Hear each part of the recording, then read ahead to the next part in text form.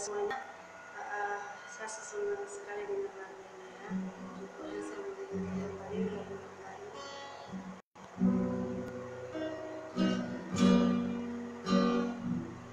Nama Yesus ada kesembuhan. Dalam nama Yesus ada keselamatan. Yang melihat, yang berjalan. Dalam nama Yesus ada mujizat. Dalam nama Yesus ada kesembuhan. Dalam nama Yesus ada keselamatan. Yang tidak melihat, yang berjalan. Dalam nama Yesus ada mujizat. Nama Yesus, nama Yesus, nama Yesus yang sembuhkanku. Nama Yesus, nama Yesus, nama Yesus yang pulihkanku. Kita mau nyanyi lagu ini karena lagu ini sangat luar biasa sekali. Bisa kita menghadapi saat ini masa-masa sulit. Hanya nama Yesus yang sanggup pulihkan keadaan kita. Dalam nama Yesus ada kesembuhan. Dalam nama Yesus ada keselamatan. Yang melihat, yang berjalan. Dalam nama Yesus ada mujizat. Nama Yesus, nama Yesus, nama Yesus yang menyembuhkan. Nama Yesus, nama Yesus, nama Yesus yang pulihkanku. Nama Yesus, nama Yesus, nama Yesus yang pulihkanku. Nama Yesus, nama Yesus, nama Yesus yang sembuhkanku. Puji Tuhan, hati kita.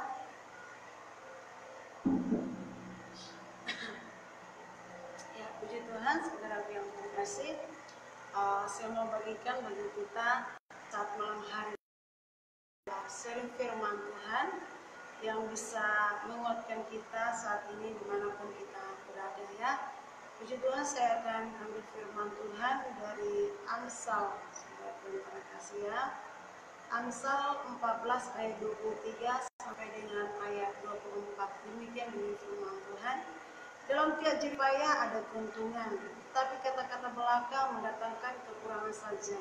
Mahkota orang bijak adalah kepintarannya, tajuk orang bebal adalah kebodohannya. Puji Tuhan, saudara yang terkasih. Tuhan saat ini mengingatkan kita dalam firman Tuhan yang terambil dari Amsal ini, mengatakan bahwa setiap jerih payah, setiap kita di dalam bekerja, mungkin di dalam bekerja kita sehari-hari, baik sebagai ibu rumah tangga, bisa dikatakan di rumah, ya, baik mungkin kita bekerja di PT, bahkan bekerja dimanapun, setiap kita bekerja pasti ada jerih payahnya, ya. Bisa dikatakan kita akan mendapatkan suatu keuntungan. Kalau kita bekerja, maka jerih payah kita akan mendapatkan keuntungan, yaitu dengan sebuah gaji, ya. Kita diberikan gaji oleh perusahaan atau tempat di mana kita berada. Nah, kita pun di dalam Tuhan, saudara yang terkasih, ketika kita melayani Tuhan, ya, ketika kita sungguh-sungguh di dalam Tuhan, maka Tuhan akan memperhitungkan jerih payah kita, ya. Mungkin kita bisa dikatakan mungkin lembur bekerja gitu, ya. Tapi ketika kita ingin sungguh-sungguh datang kepada Tuhan, kita mau datang beribadah walaupun itu telat, ya, walaupun bisa dikatakan datang hujan, tetapi kita memberikan waktu yang terbaik kepada Tuhan. Tuhan begitu setiap jerih payah kita, dan Tuhan akan membalasnya, yaitu dengan melimpahkan berkat dalam setiap kehidupan kita. Nah, kita percaya saudaraku, apa yang kita lakukan di dalam kehidupan kita, di dalam kita suka, kita duka, kita memberikan yang terbaik kepada Tuhan, maka Tuhan mengatakan bahwa jerih payah kita itu akan mendapatkan keuntungan, ya. Keuntungan apa yang akan kita dapatkan, saudaraku, ya? Ya, bukan hanya keuntungan secara jasmani. Ya, kita jangan hanya berpikir saya datang kepada Tuhan, saya akan mendapatkan berkat. Maka ketika orang tujuan motivasinya salah datang kepada Tuhan, saya akan diberkati, saya akan menjadi kaya, saya akan begini dan lain sebagainya. Tetapi ketika Tuhan tidak memberikan berkat itu, dia akan kecewa karena salah motivasinya, saudara yang terkasih.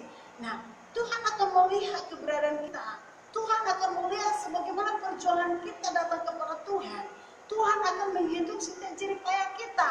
Tetapi jangan salah, ya, jangan salah motivasi kita apa datang kepada Tuhan, gitu, ya. Ya, anak-anak Tuhan sering sekali saya mau diberkati Tuhan, makanya saya datang ke gereja, gitu, ya.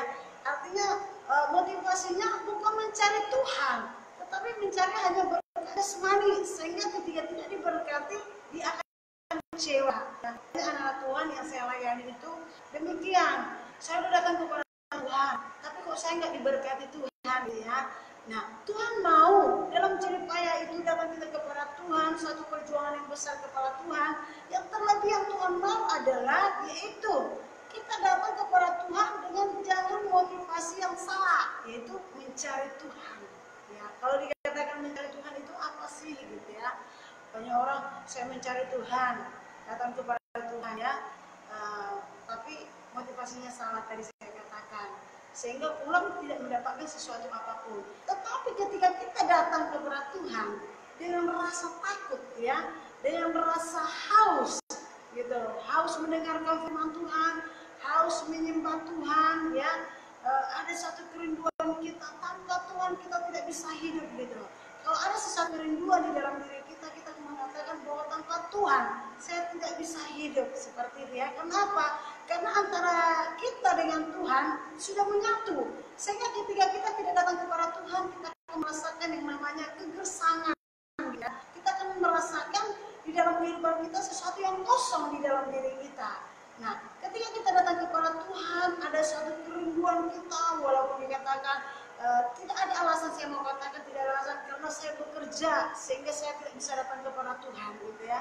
Banyak saya sudah bekerja 7-7, tapi saya capek. Tuhan nggak minta kita berjam-jam, hanya 1,5 jam Tuhan minta kepada kita, ya, untuk datang kepada Tuhan, ya, untuk datang kepada Tuhan, untuk menyembah Tuhan, untuk mendengarkan Allah, memberikan hati kita yang terbaik kepada Tuhan. Maka dikatakan tadi bahwa apa yang kita lakukan kepada Tuhan itu Tuhan perhitungkan. Makanya banyak anak Tuhan baru sekali datang beribadah sudah diperhitungkan, ya. Saya sudah tadi beribadah kepada Tuhan, saya sudah seperti ini, tapi kok Tuhan enggak memberkati saya, kok kehidupan saya itu Tuhan seperti ini saja, tidak ada mengalami yang namanya perubahan, seperti itu, ya. Kenapa tidak ada perubahan? Karena kita salah di hadapan Tuhan, ya. Di mana letak kesalahan kita? Ya, di mana letak kesalahan kita? Karena kita tidak sepenuh hati datang kepada Tuhan, setengah-setengah. Karena firman Tuhan mengatakan, bahwa orang yang suam-suam kuku Tuhan akan campakkan. Ya, karena banyak anak Tuhan panas-panas guru semangat, awal-awalnya udah diberkati Tuhan, semangat sekali datang beribadah. Tiba-tiba ada sedikit tantangan, ada sedikit cobaan, mundur di hadapan Tuhan. Ya, Tuhan ingin mengajarkan kita ya, di dalam keadaan senang, di dalam keadaan susah, kita mau tetap setia di dalam Tuhan. Ya, karena kalau ketika kita tahan menghadapi tantangan, tahan menghadapi ujian, ya, di dalam kondisi dalam keadaan apapun, justru di situ Tuhan akan bekerja dalam setiap kehidupan kita. Nah, jadi jangan salah saudara terkasih, sekejap apapun kita, ya, datang kepada Tuhan, Tuhan memperhitungkan. Ya, di balik itu ada berkat yang Tuhan akan berikan. Tidak salah saya katakan, tidak salah kita diberkati oleh Tuhan. Hamba Tuhan juga pasti diberkati oleh Tuhan. Bahkan hamba Tuhan pun yang berlimpah-limpah, mau diberkati, ya. Bahkan juga anak-anak Tuhan juga mau diberkati lebih lagi, tidak salah. Tetapi jangan motivasinya salah, jangan cari berkat. Kalau kita cari Tuhan yang terlebih dahulu, maka berkat itu akan mengejar sendiri. Makanya dikatakan firman Tuhan, cari dahulu kerajaan Allah, maka semua akan ditambahkan kepadamu. Ketika kita mengutamakan Tuhan, segala sesuatu apapun yang kita inginkan dalam kehidupan kita, maka Tuhan akan tambahkan. Tuhan menginginkan, kita mau menginginkan jodoh, Tuhan akan berikan. Tak usah kejar jodoh, tak usah kejar laki-laki.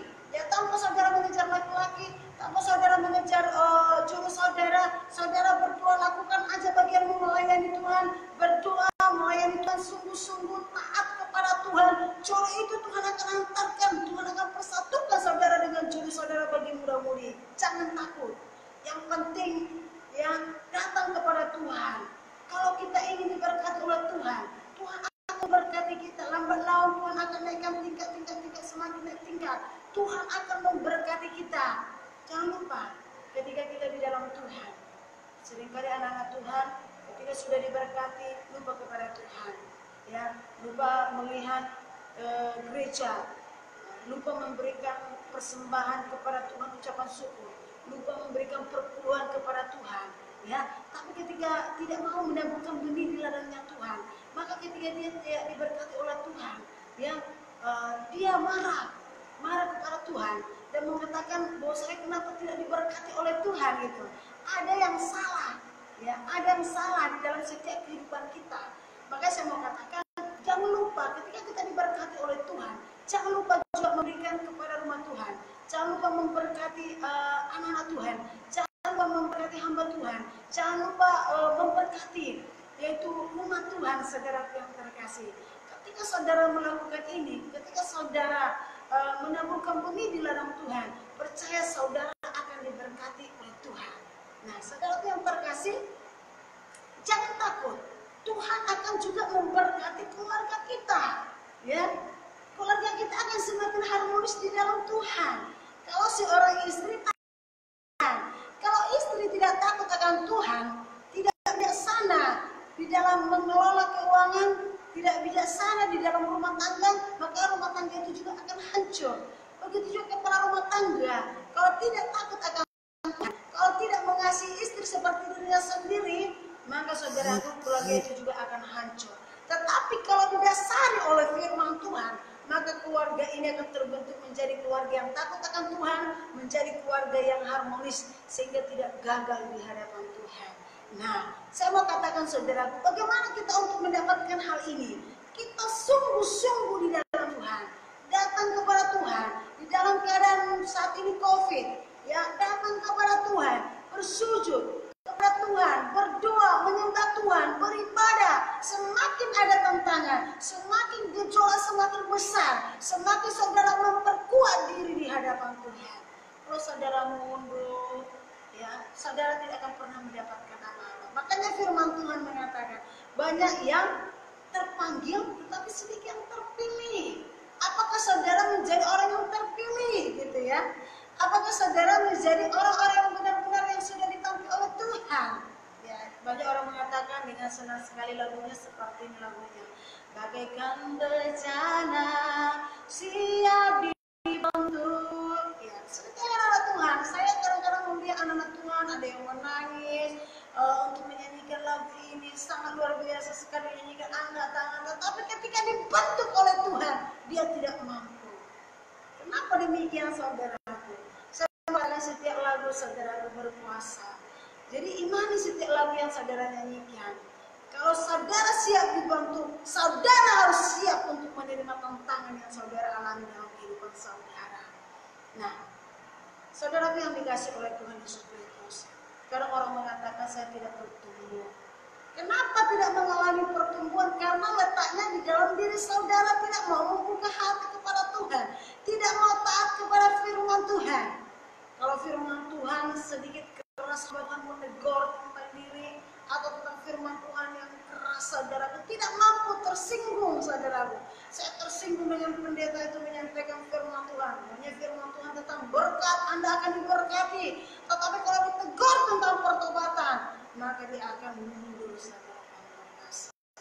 Jadi saudaraku, mari biasakan diri saat ini, saudara yang terkasih, menerima firman yang keras. Sehingga Anda ketika ada masalah di dalam kehidupan saudara, saudara bisa mampu melewatinya, saudaraku. Dasar saudara bisa kuat. Saudara yang dikasih oleh Tuhan Yesus Kristus, saya mau seringkan sebagai anak-anak Tuhan, saudaraku, sering datang ke gereja, udah terlambat, maaf ya saudaraku, sudah terlambat datang ke gereja, udah terlambat tidak kasih persembahan, ngantuk lagi mendengarkan firman Tuhan. Nah, apakah ini kita sudah memberikan yang terbaik bagi Tuhan? Bagaimana ciri payah kita akan diberkati Tuhan? Saudaraku yang terkasih, Tuhan inginkan saudaraku memberikan hati tidak setengah-setengah di hadapan Tuhan. Sehingga apapun itu ciri payah kita, saudaraku, ketika kita lelah, ketika kita capek, ketika hujan datang, kita terus datang ke gereja, maka Tuhan akan memberkati kita. Yang penting jelas motivasi saudara. Saudaraku, banyak yang saya layani saudaraku yang datang ke gereja itu, saudaraku, yang pertama melihat jiwa-jiwa ada nggak orang kaya untuk dipinjam uang. Saya mau kasih tahu saudaraku, saya membongkar sedikit saudaraku, ketidakberesan di dalam setiap anak-anak Tuhan. Datang ke gereja itu tujuannya adalah yaitu untuk meminjam uang. Tidak salah satu, dalam satu gereja itu saya mengatakan saling tolong menolong, saling membantu. Jemaat itu saya di wadah gereja saya itu saya selalu mengajarkan ketika Anda diberkati, tolong saudara si A. Bahkan saya sendiri pun, saudara yang terkasih, saya berusaha untuk memberkati jemaat mana yang kekurangan, saya tolong. Bahkan datang jemaat itu meminjam, saya tidak biasakan meminjam, tapi saya kasihkan seberapa adanya, tapi jangan dipinjam. Tapi ini adalah berkat dari saya sendiri. Banyak orang-orang datang ke gereja hanya untuk meminjam, seperti koperasi, tapi ketika dikasih, dia akan menyatakan bahwa gereja itu adalah tidak penuh dengan kasih, saudaraku ya. Ya, saya saudaraku yang terkasih, mulai saya bangun gereja ini, saudaraku, saya membangun rumah Tuhan, tidak ada yang namanya utang. Ya, saya berdoa dengan air mata. Ketika saya berdoa, Tuhan kirimkan anak-anak Tuhan yang memberkati. Ketika saya berdoa, jemaat Tuhan memberikan walau satu sak semen, saya doakan mereka semampu mereka berikan satu sak semen, dua sak semen. Saya doakan anak-anak Tuhan banyak mengalami mujizat-mujizat yang saya doakan di luar Pulau Batam. Mereka mengirimkan dana, saudaraku, ketika mereka mengalami pemulihan dan kesembuhan, sehingga saudaraku gereja ini bisa terbangun. Tidak ada utang sepersen pun ketika saya membangun gereja ini, karena dimulai dari Roh Allah. Nah, saudara,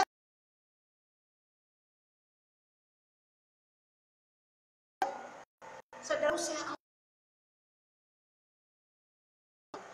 menilai saudaraku yang terkasih, ya, satu, bendahara, saudaraku, saya percaya akan memberikan uang, semua saudaraku untuk dipegang, habis tidak nampak kemana, saudaraku ya, uang persembahan semua, bahkan per bulan dia memegang, bendahara saudaraku dipakai, ya. Nah, selanjutnya saudaraku, saya bergumul terus, bendahara yang kedua juga demikian, setiap dia memegang uang dihabiskan, saudaraku. Ya, puji Tuhan saudaraku, ada sedikit gangguan. Ya. Banyak yang saya alami saudaraku, bahkan ketika ketua pembangunan saudaraku, saya juga dilarikan saudaraku, bahkan rumah motor saya juga digadaikan. Tetapi saya lepaskan pengampunan, karena banyak anak-anak Tuhan datang ke gereja itu dengan motivasi yang salah gitu ya. Tapi saya lepaskan pengampunan. Ketika sendiri. Jadi saudara yang terkasih, ketika saya melayani sungguh-sungguh mengampuni orang lain, saudara, walaupun dalam melakukan kesalahan, maka saudara yang dikasih oleh Tuhan Yesus, saya juga saudaraku diberkati oleh Tuhan. Karena apa? Jerih payah kita di dalam melayani sesakit apapun Tuhan perhitungkan, saudaraku. Jadi Tuhan juga mengatakan saudaraku, jangan takut. Apapun yang saudara lakukan untuk Tuhan, Tuhan memperhitungkan saudaraku ya. Jadi jangan takut untuk memberi kepada Tuhan, ya. Jangan baik Tuhan, sungguh di hadapan Tuhan, maka Tuhan akan memberkati saudara. Selanjutnya dikatakan mahkota orang bijak adalah kepintarannya, taji orang berbakat adalah gunanya. Saudara yang terkasih, mahkota orang bijak adalah kepintarannya. Saudaraku serius, saudaraku kita bijak di dalam Tuhan, ya, amin. Kita mau bijak di dalam Tuhan, karena orang yang takut akan Tuhan, perbulan hidup adalah takut akan Tuhan.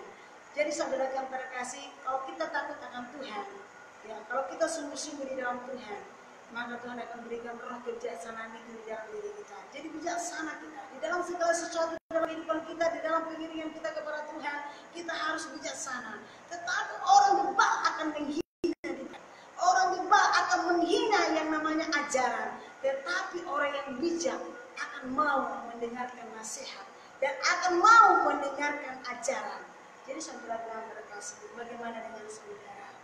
Saudara ingin diberkati oleh Tuhan, jangan salah dengan motivasi datang kepada Tuhan. Jangan salah saudara. Apa motivasi saudara datang kepada Tuhan? Saudara pikirkan pada saat ini, saudara ingin sungguh-sungguh di dalam Tuhan.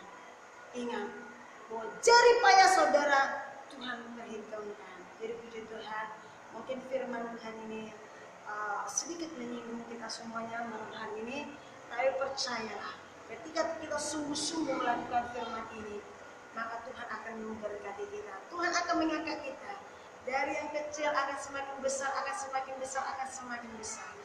Kita hamba Tuhan, banyak masalah, banyak tantangan. Ketika kita dianiaya, ketika kita dicela, ketika kita difitnah, lakukan bagianmu, maka bagian Tuhan jadi payahmu. Tuhan akan memperhitungkan. Kita sebagai umat Tuhan, kita datang di hadapan Tuhan, banyak tantangan, banyak masalah yang kita alami. Tapi percayalah, ketika kita sungguh-sungguh di dalam Tuhan, ya, melakukan bagian kita di dalam Tuhan, maka tidak tidak sia-sia. Mari kita berlomba-lomba. Puji Tuhan, Tuhan Yesus memberkati kita. Salam, selamat malam.